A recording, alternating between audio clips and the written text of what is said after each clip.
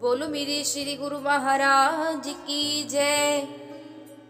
श्री रंगली निवासी भगवान की जय। बोलो मेरे श्री सतगुरुदेव भगवान की जय।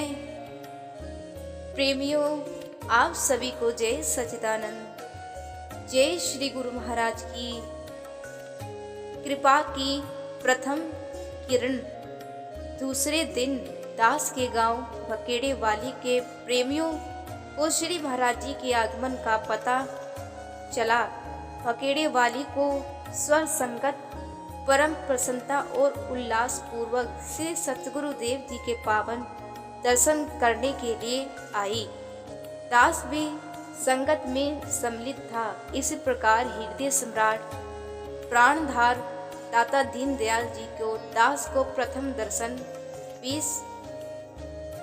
20 मगर संवत 1983 के तद अनुसार दिसंबर 1927 के शुभ दिन हुए।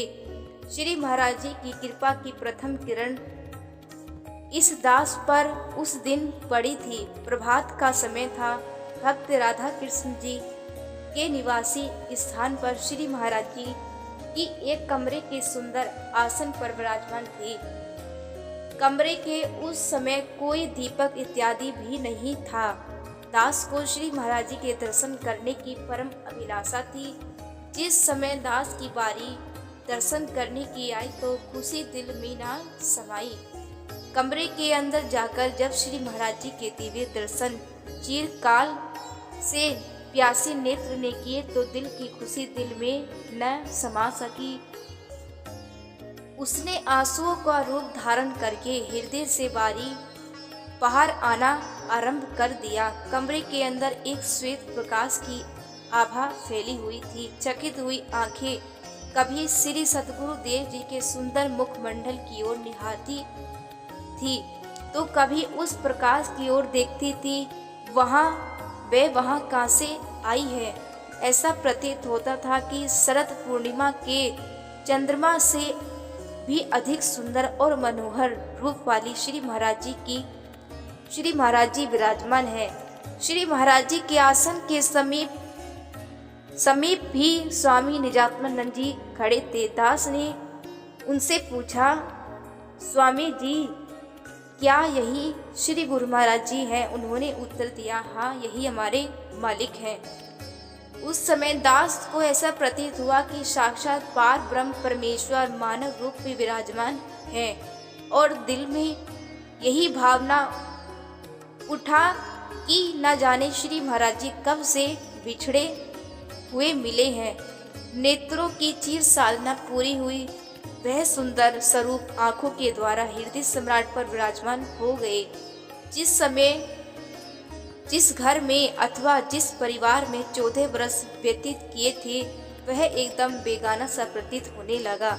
कुछ क्षण के पश्चात हृदय सम्राट सतगुरु दयाल जी ने अपने श्री मुख से दूसरों की प्रशंसा और दर्शन का अवसर देने के लिए दास को बाहर जाने की आज्ञा दी। दास का दिल तड़पने लगा। दिल का सौदा तो उस समय हो गया। बड़ी कठिनाई से गुरु आज्ञा वंश बाहर आना पड़ा।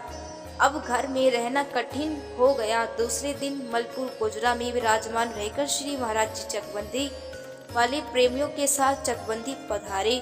भक्त वसंताराम जी दूसरे प्रेमियों ने से चरणों में प्रार्थना की कि गुरुदेव जी हम आपको जाने नहीं देंगे।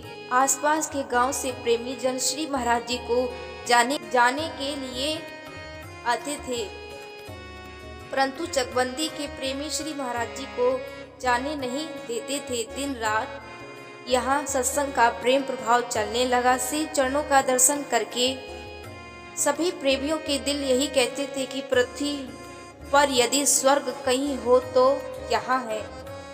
जब सायंकाल श्री महाराज जी की जिस मार्ग से सैर करने के लिए जाते उस मार्ग पर श्रद्धालु अपने सिर की पगड़ियाँ और कपड़े के थान बिछा देते थे। इस प्रकार श्री महाराज जी लगभग 2 महीने चकबंदी में विराजमान रहे।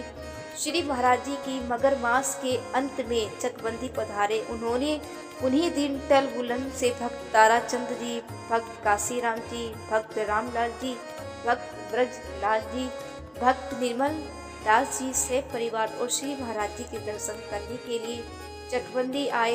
एक महीने वहाँ रहे। बोलो मेरे श्री गुरु महाराज की जय।